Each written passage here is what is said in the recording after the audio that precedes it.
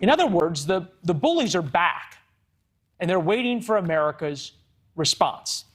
That's on point tonight. Ambassador John Bolton is here, former national security advisor to President Trump, on an issue that I know you care a lot about, which is Iran and nuclear weapons.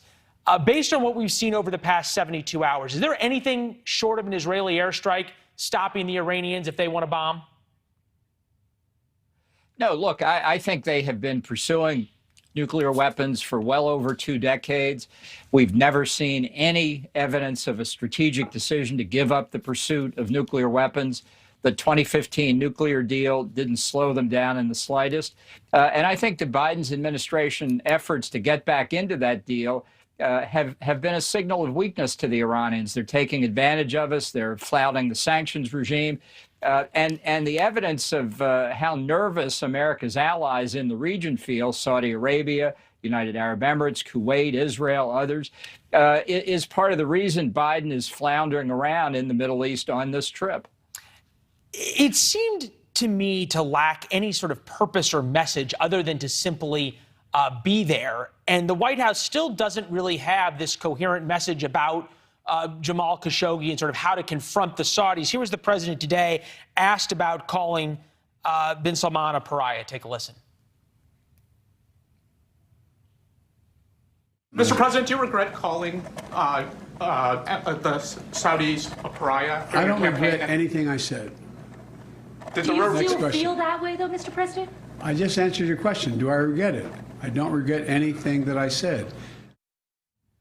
At some point, who cares whether he regrets it or not, number one? And is the press making way too much of a deal over something that just sort of happens in the way countries deal with each other and deal with their own internal problems, as distasteful as it is? Yeah. Well, you know, the French, as usual, have a phrase for what you have to do in dealing with other countries. It's raison d'etat, reasons of state. That's what's at issue here. Nobody's justifying the murder of Khashoggi, but this endless conversation about it and the agony of the Washington Post is virtue signaling. What we need the Saudis for is something we've needed them for since Franklin Roosevelt's administration. Mohammed bin Salman has done more than any other Saudi ruler really since that time to try to bring a more liberal regime into place. And so Biden got to do his virtue signaling, and he got to come out and say, I told that MBS just how much I felt about Khashoggi. And, of course, it had no impact in the real world. What we need the Saudis for is oil, number one. Number two is to help confront Iran as the mainstay in the Middle East, other than the Israelis.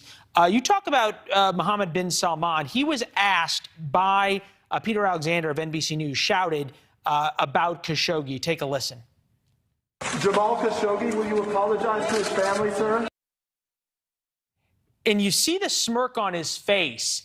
That is a man who is unconcerned with anything from the American press or the American president, isn't it? Look, he understands Biden is in a terrible position. He's in a bad position politically because the price of gasoline, along with everything else, is up because of inflation. And that's inflation caused by the Fed's loose money policy and the trillions of dollars that Biden pumped into the economy in his first months in office.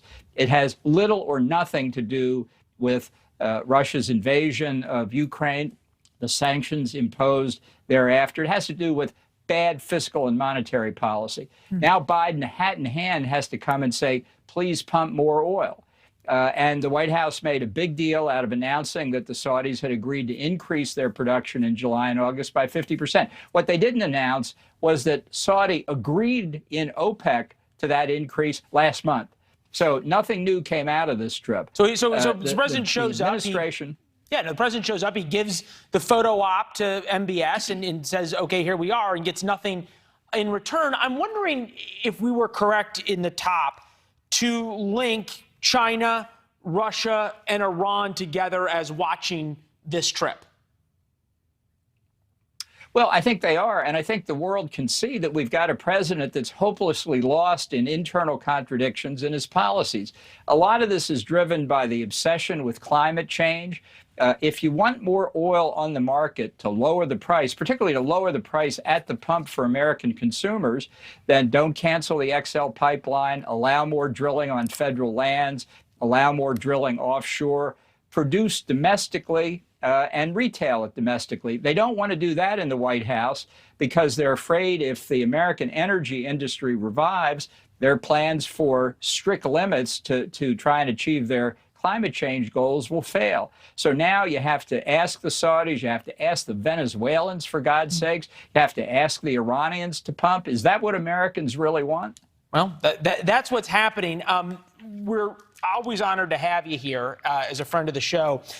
Earlier this week, you had a moment on CNN that I both couldn't help but chuckle and laugh at and then think this is one of the greatest moments in cable news history. We'll play it and then talk about it. One doesn't have to be brilliant to attempt a coup. I disagree with that. As somebody who has helped plan coup d'etat, not here, but, you know, other places, it takes a lot of work. Did you know you were going to say it, or did it just kind of come out? Well, I didn't know what the questions would be, but the point is the effort that some people have made to portray Donald Trump as an evil genius just goes too far. He's obsessed with Donald Trump. He's not competent enough to pull off a coup. And I was just trying to say, in evaluating how we respond to what Trump did on January the 6th, you have to try and estimate what the danger is, what the threat was, and not overstate it. Because if you overstate it, you're going to react in the wrong way. So I figured, having watched and advocated regime change in a lot of different countries, maybe that would help put it in some perspective. It did. The knowledge of watching someone say, well, I've planned coups, as a matter of fact, not here. But you think about U.S. coups around the world, Iran, Guatemala, South Vietnam, Chile that were led. Obviously, there was a attempt at regime change in Venezuela. There were other attempts at regime change that didn't work. This kind of goes back to this issue of dealing with the Saudis. Is there a lack of seriousness and understanding by the American media of what really goes in to the dirtiness and the necessary dirtiness of American foreign policy? Well, I think so. I think a lot of snowflakes think that, it's all sweetness and light, and if we just negotiated more, the world would be a better place. Well, good luck with that. There are a lot of places where hard men are in power, and they threaten the United States. Let's take Iran and North Korea pursuing their long-term objective of deliverable nuclear weapons.